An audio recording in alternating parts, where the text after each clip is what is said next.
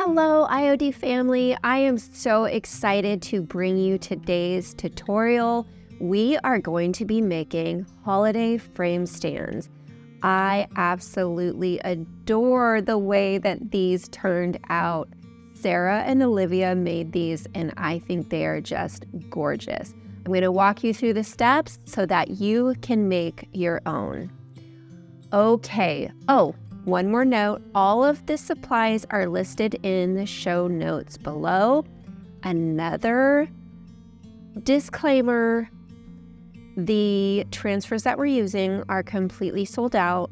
You will have a very hard time finding them, so I just want to save you the time. However, if you have this transfer, use it. If you do not, you can use any transfer that has small imagery. We have like Millot's pages, would be gorgeous. There's a lot of options.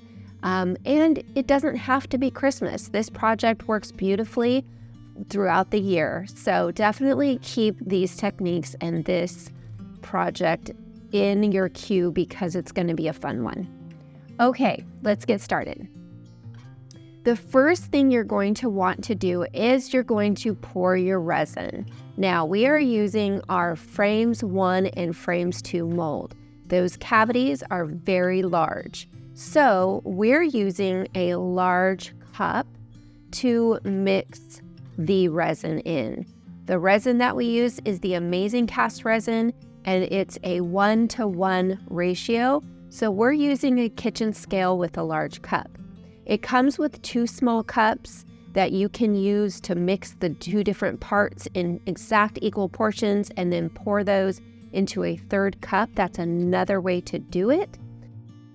But you'll want to look at the cavities on your molds. It has measurement marks. That was one of the changes that we made to our molds recently, and this is when those come in handy because with the Amazing Cast resin, it has the liquid measurement. So you can just look at what you need and measure the exact amount, and you're not wasting any resin. Okay, so the way it works is you'll measure each part equal, and then you're going to stir it. It starts clear, and then it starts to get cloudy, and then it gets clear again. Once you see that it is clear again, then you're ready to go ahead and pour your resin. Now we're going to pour it into our cavities that we have chosen. We love the frames 1 and 2 molds. The frames 2 has the larger frames and they're absolutely gorgeous. And then we found one that complements it nicely from the frames 1 mold.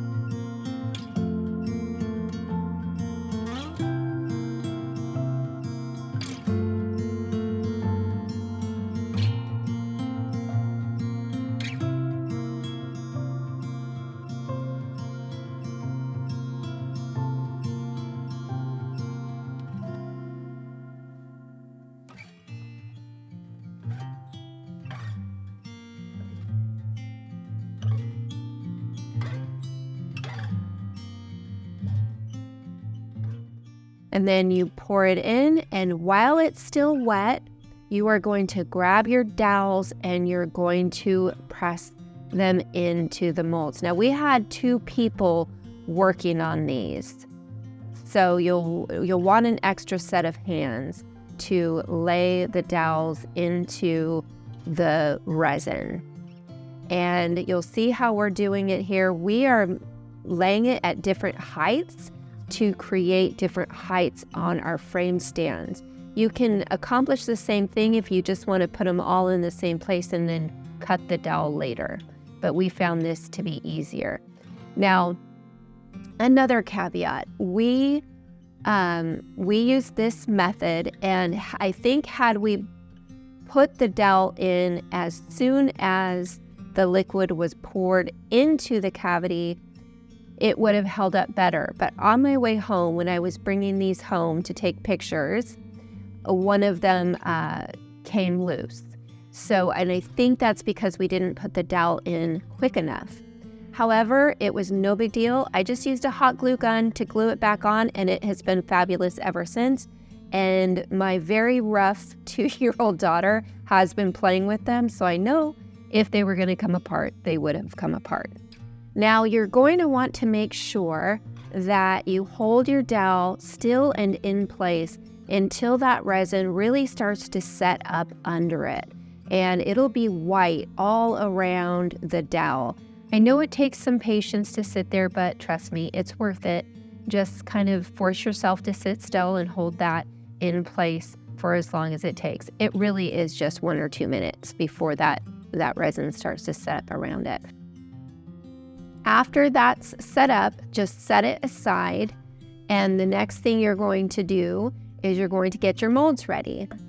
Now, we used the Trimmings 1 mold to create just a nice little trim around the base. We love how it melded the pieces together and just made it look like the base was all one beautiful piece.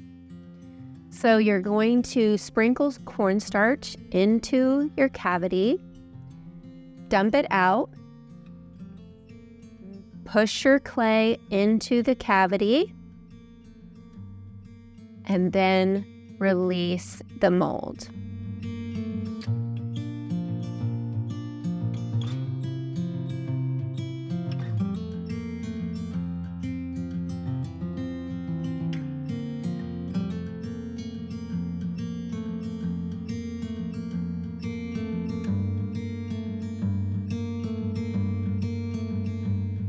Now you're going to cover the back of the mold with wood glue. We like tight and quick and thick.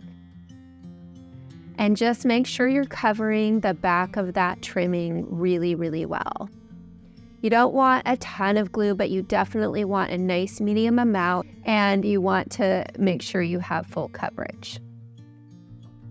Okay, and then you wrap it around your molding base, like so.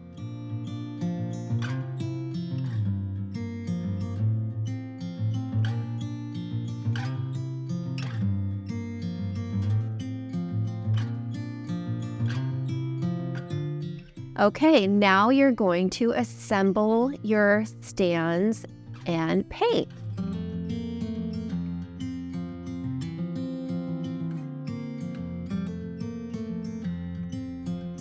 The wooden part of this project absorbs the paint very easily, so you're going to need a couple of coats. And a sealer can be applied at this point. We decided we liked the chalk matte finish, so we didn't, but definitely, spray sealer or a clear wax. If you would like to seal it, that's a good choice as well. Before that is when you're going to put your transfer on.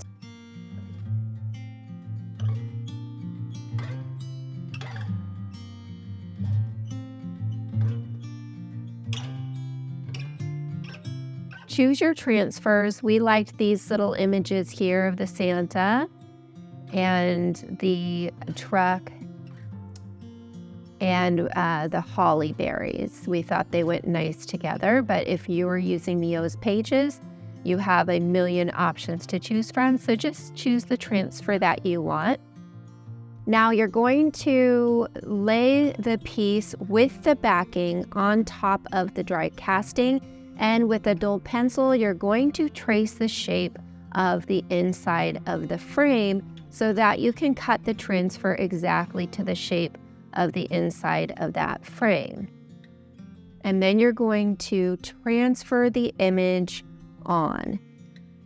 And it's a little bit tricky because of the curved nature of the casting, but don't worry about it. Just kind of rock it onto there and then transfer it on. It always ends up working beautifully. So you just transfer that on.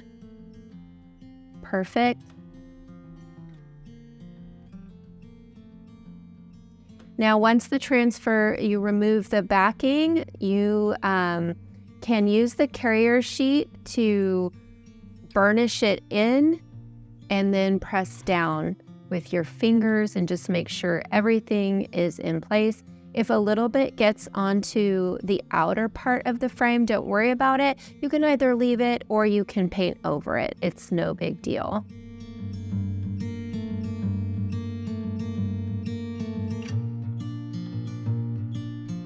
Okay, here's where you would seal if you desire. You can use a clear wax or you can use a spray sealer. And then you can use, in order to pop all of this gorgeous detail, you can use a gold gilding wax. We are using actually a metallic gold paint. We call it stinky paint because it's very, very pungent, and that will be linked in the supplies as well. And we just use a kind of a small paintbrush to pop all of that detail. And you can be as light or as thorough as you want with the gold. You can also use a dark wax if you prefer that. There are a lot of different ways to pop the detail of the molds. So just have fun with it. This is such a fun project. And like I mentioned, this is not only for Christmas. You can use it for your everyday decor. It makes just a gorgeous mantle decor to set next to candlesticks, and it pops up out of the greenery. It's just gorgeous. So enjoy, you guys. Merry Christmas. I hope you've enjoyed all of these fun tutorials, and I really do look forward to all of what 2024 has. We've got a lot of fun tutorials planned, so make sure you hit subscribe and leave us a comment as well. We love to hear what you think about things. Bye.